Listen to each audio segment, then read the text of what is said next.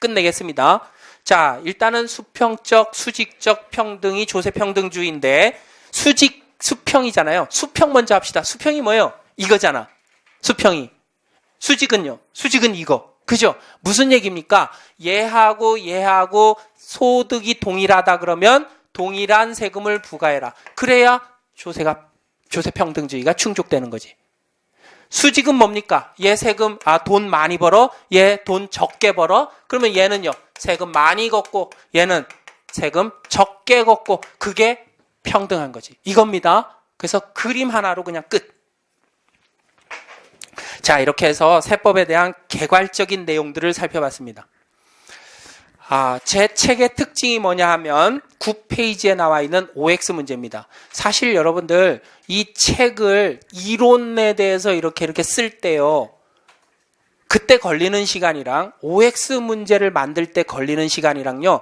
거의 한 이론 쓸 때 3분의 1이 걸린다 그러면 OX 문제로 다듬는데 3분의 2가 걸립니다. 시간이. 굉장한 작업이에요. 그래서 여러분들 제가 그 시간을 들이면서 이걸 한 이유는요. 이게 결국 여러분들의 당락을 좌우할 겁니다. 이게. 거기 앞에 보시면 책 껍데기에 보시면 최근 10년간 기출문제 핵심 정리 OX 문제 수록 이렇게 되어 있죠. 겸손하게 쓴 겁니다. 10년 이전 것도 있습니다. 제가 가지고 있는 자료에 대부분은 다 집어넣어놨어요. 결국 사지선다형이라는 게 뭐예요? OX 문제 아닙니까? 그죠? 그래서 제 책의 가장 특징이 뭐냐? 가장 중요한 파트가 어디냐? OX 문제입니다. 여러분들이 제 수업을 들으면 다 이해가 간다 이제? 그리고 공부하려고 그러면 할 게 없을 것 같아. 막 복습할 게. 그죠? 그런데 시험을 보잖아요? 그러면 다 틀립니다. 왜 그럴까요? 이론이 어떻게 문제화되는지를 파악 안 했기 때문에 그렇습니다. 그래서 여러분들은 복습을 어디까지 해야 복습이라고 생각하시냐? OX 문제까지 완벽하게 풀어야 복습이라고 생각합니다.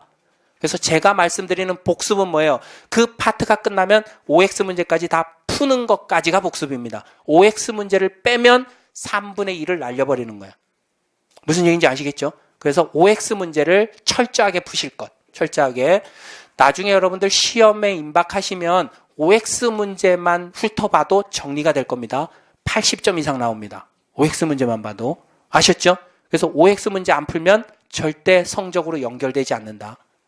연결되지 않는다.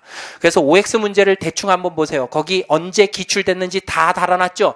그러면 이게 많으면 많을수록 굉장히 중요하게 본다는 거죠. 그죠? 그리고 우리 공무원 시험은요, 이 조문을 살짝 바꿔놓는 게 시험 유형입니다. 그러니까 어느 부분을 바꿔놓는지를 OX 문제로 파악할 수 있다는 거죠. 그래서 OX 문제까지 여러분들이 확실하게 정리를 해 주시기 바랍니다. 자, 이제 세법에 대한 개괄적인 어떤 소개, 오리엔테이션은 끝났습니다. 이제 본격적으로 들어가겠습니다. 자, 이제 우리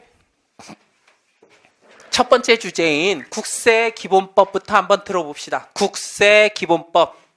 국세. 자, 우리 7급, 9급 세무직 공무원 수험생 여러분들이 공부하는 대상은 지방세가 아니라 국세라 그랬죠.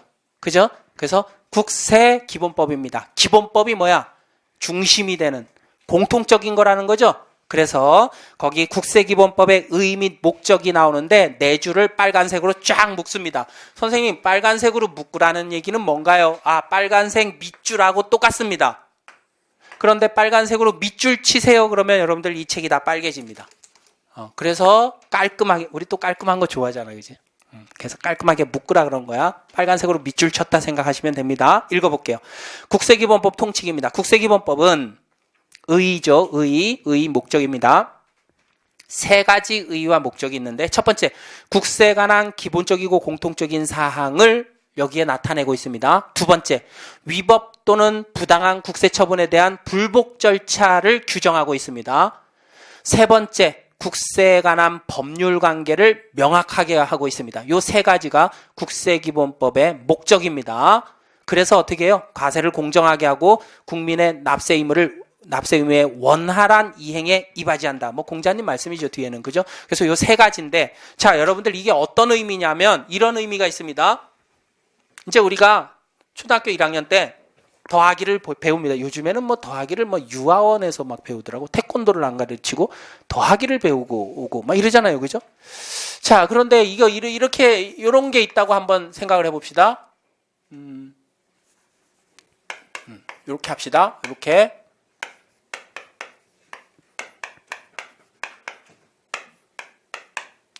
이렇게 할까요? 자, 이렇게 더하기가 있다고 한번 해봅시다. 그러면 이거를 우리는 두 가지 방법으로 할 수 있겠죠. 어떻게 합니까? 요거 이렇게 더해.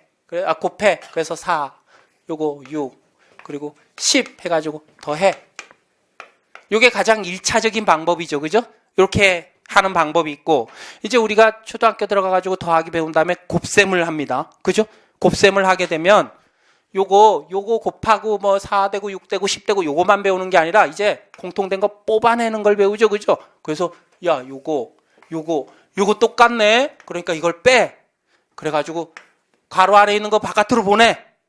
그래서 가로 바깥에 있는 거 안으로, 지금 뭐 하는 건지 모르겠지만 이렇게 합니다. 그래서 요거 10이니까 20 이렇게 계산하죠. 그죠? 아니에요? 이렇게 계산하잖아. 국세 기본법이 이 얘기하고 똑같습니다. 이 얘기하고 무슨 얘기냐? 자, 요게 법인세법이라고 해봅시다. 요게 소득세법이에요. 요게 부가가치세법 바꿔서 쓰겠습니다. BAT 요게 부가가치세법의 약자야. 약자. 자, 그러면 법인세법에서도 공통되는 게 있죠. 소득세법에서도 공통되는 게 있고 부가가치세법에서도 공통되는 게 있죠. 똑같은 얘기를 법인세법 파트에 집어넣고 소득세 파트에 집어넣고 부가가치세법 파트에 집어넣으면 안 그래도 두꺼운 세법이 이만해지겠죠. 그죠? 그래서 어떻게 하겠다고요? 야, 공통적이고 기본적인 거 앞으로 빼. 그래서 따로 마련해. 이건 다 공통적인 거야. 이렇게 빼는 거야. 요게 뭐예요? 요게 국세 기본법이다. 이게 동그라미 1번의 얘기입니다. 간단하죠? 그죠? 그래서 각 세목에 걸쳐 있는 거 공통적이고 기본적인 거 다 빼라. 그래서 만들어낸 게 국세기본법이다. 그러면 자, 이거 공통적이고 기본적인 거 여기 뺐지만 여기 국세기본법에서는 A라고 얘기하는 게 있을 거고 그런데 법인세법이나 소득세법에서는 똑같은 내용인데 이걸 B라고 얘기할 경우도 있겠죠. 왜요? 이거 만드는 사람하고 이거 만드는 사람하고 세제실에서 근무하는 데가 다르거든. 달라요. 한 사람이 다 만드는 게 아니야. 그러니까 여기서는 A라 그랬는데 여기서는 똑같은 내용을 B라고 할 수도 있잖아. 그럼 이거 충돌되네? 그죠? 똑같은 문제를. 여기 보면 A로 하세요. 여기 보면 B로 하세요. 이렇게 돼 있단 말이야. 충돌하죠? 그러면 야, 이렇게 충돌할 때 어떤 거 적용해? 라는 얘기가 필요하겠죠. 그래서 법률 관계를 명확하게 할 목적으로 제정한 게 그게 세 번째 목적입니다. 그게 그 두 번째는 뭐냐? 두 번째는 그냥 끼워 놓은 거예요. 그렇게 해서 국세기본법을 만들었는데요. 국세기본법을 만들었더니 요만하더라, 범위가. 근데 요거를요, 한 학기 동안 다 하려니 시간이 훨씬 남는 거야. 학교에서. 그래서 국세기본법 하다 제가 1학기 때 학교에서 국세기본법을 가르치거든요. 근데 진짜 국세기본법만 가르치면 남습니다, 시간이. 그래서 제가 기존에 어떻게 해 왔냐면 국세기본법 플러스 상증세법을 가르쳤어요. 한 학기 동안. 그러니까 이게 그렇지 않아도 이게 범위가 작은데 몇 개 안 된단 말이야. 그래서 한 학기 동안 배우기에는 조금 부족한 부분이라서 뭐를 집어넣냐? 얇은 거 하나를 집어넣습니다. 뭐요? 불복 절차에 대한 내용을 여기다 집어넣습니다. 그래서 한 학기 교재로 쓸 수 있게 만들어 놓은 거야. 그래서 세금을 부과받았는데 내가 억울해. 그러면 이렇게 해서 억울함을 해소하세요 라는 내용을 여기다가 담아놨다는 거죠. 우리 교재에는 그게 7장에 있습니다. 7장에. 그래서 권리구제제도라 그러죠. 제목이. 권리구제제도에 대한 내용도 여기에다가 첨가를 해서 조금 한 학기 교재로 사용할 수 있게 그렇게 만들었다.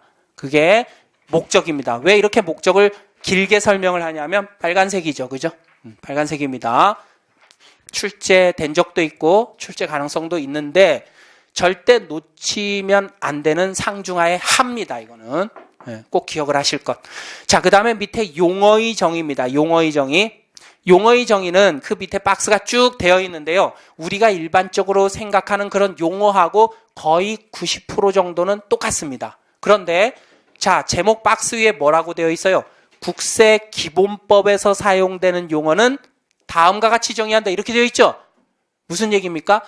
너네들이 알고 있는, 너가